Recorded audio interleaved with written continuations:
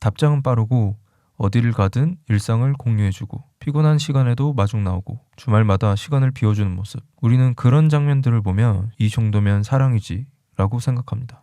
하지만 누군가가 열심히 해주는 행동의 양이 곧 사랑의 깊이를 의미하는 건 아닙니다. 만약 그런 겉으로 보이는 노력만으로 사랑을 판단하고 있었다면 우리는 아직 사랑의 본질을 충분히 이해하지 못하고 있는지도 모릅니다. 오늘은 그 겉모습이 아니라 관계를 오래가게 만드는 진짜 기준에 대해 이야기해 보려고 합니다. 사랑이 무엇인지 조금 더 깊이 알고 싶다면 끝까지 함께 해주세요.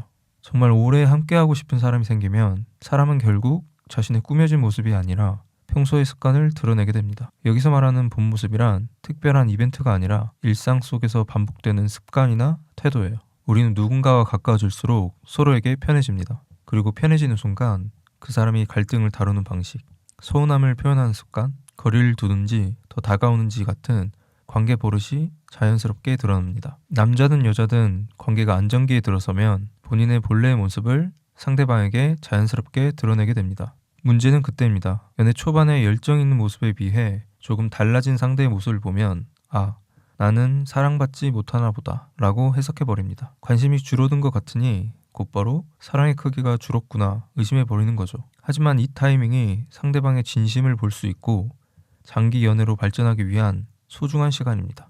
서로의 습관과 태도를 서로에게 보여줄 수 있는 가까운 관계에 왔다는 뜻이니까요. 중요한 것은 이 시기에 상대를 바라볼 때 나를 사랑하나가 아니라 이 사람의 삶의 방식과 내가 잘 맞을 수 있을까입니다. 결국 우리가 봐야 할 건 상대의 감정 온도가 아니라 그 사람의 삶의 방식과 태도입니다.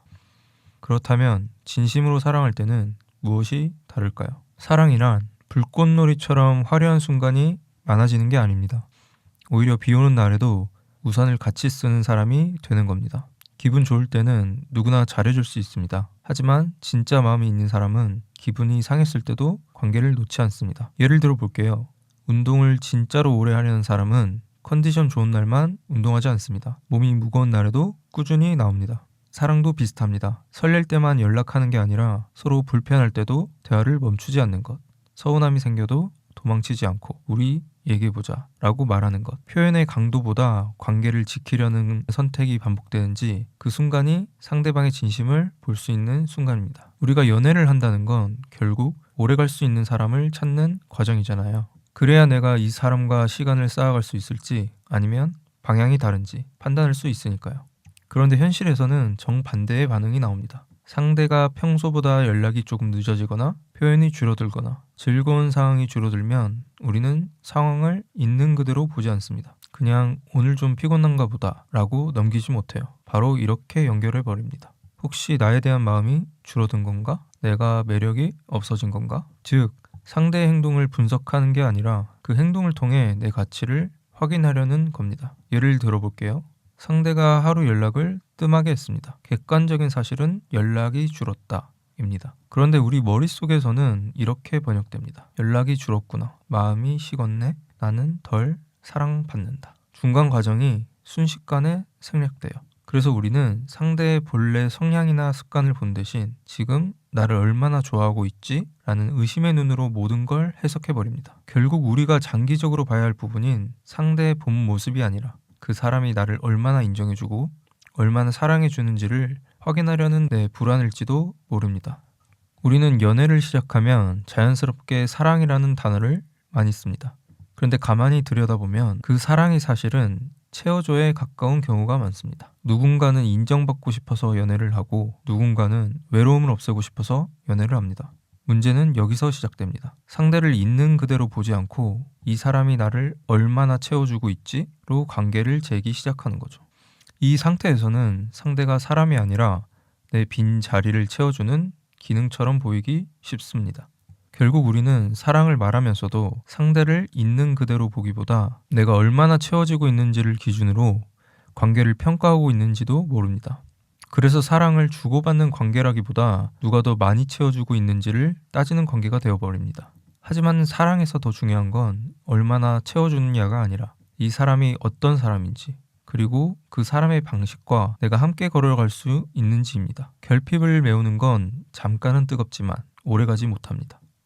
반대로 서로의 성향과 습관을 이해하고 받아들이는 건 화려하지 않아도 오래갑니다. 사랑은 상대방의 결핍을 채워주는 기술이 아니라 그 사람과의 일상이 내 삶에 어울리는지를 느끼는 과정에 더 가깝습니다. 저도 예외는 아니었습니다. 연애를 하면서 상대를 사랑한다기보다 사실은 제 안의 허전함을 메우고 싶었던 적이 더 많았습니다. 인정받고 싶고 위로받고 싶고 채워지고 싶어서 관계에 매달렸던 거죠. 그렇게 욕심으로 시작한 관계는 오래 버티지 못했습니다. 기대가 커질수록 실망도 커졌고 왜 나한테 이 정도는 안 해줘? 라는 생각이 점점 쌓여갔습니다. 그때 깨달았습니다. 연애는 내가 너무 힘들어서 기대려고 들어가는 게 아니라 그래도 누군가에게 무언가를 해줄 여유가 있을 때 시작하는 게 맞다는 걸 알게 됐습니다. 이렇게도 말할 수 있어요. 내가 텅 빈 상태에서 누군가를 붙잡으면 그 사람은 연인이 아니라 구조대가 되어버립니다. 하지만 내가 상대방의 삶의 방식을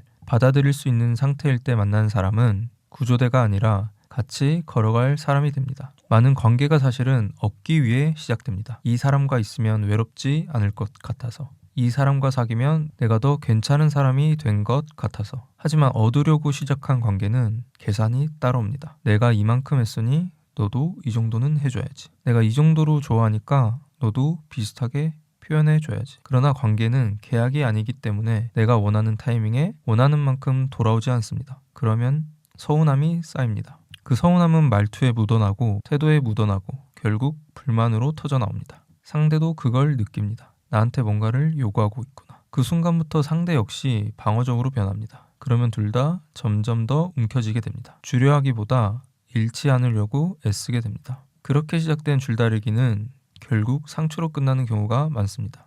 다시 말해 사랑은 나를 얼마나 채워주느냐를 확인하는 과정이 아니라 이 사람의 방식과 내가 오래 함께 갈 수 있는지를 보는 일이라고 생각합니다. 상대가 나를 얼마나 좋아하느냐보다 불편한 순간에 어떤 선택을 하는지가 더 중요합니다. 오래가는 사랑은 불꽃놀이보다 가로등에 더 가깝습니다. 늘 눈에 띄진 않지만 어두워질 때마다 켜져 있는 것. 기분 좋을 때만 다가오는 사람이 아니라 불편한 순간에도 자리를 지키는 사람. 갈등이 생겨도 관계를 포기하기보다 그래도 우리는 계속 가보자를 선택하는 사람. 저는 그 모습을 진심으로 사랑할 때 나오는 행동이라고 생각합니다. 오늘 이야기가 여러분의 소중한 인연을 찾는데 큰 도움이 되었으면 좋겠습니다. 지금까지 로맨스 메신저 이준이었습니다.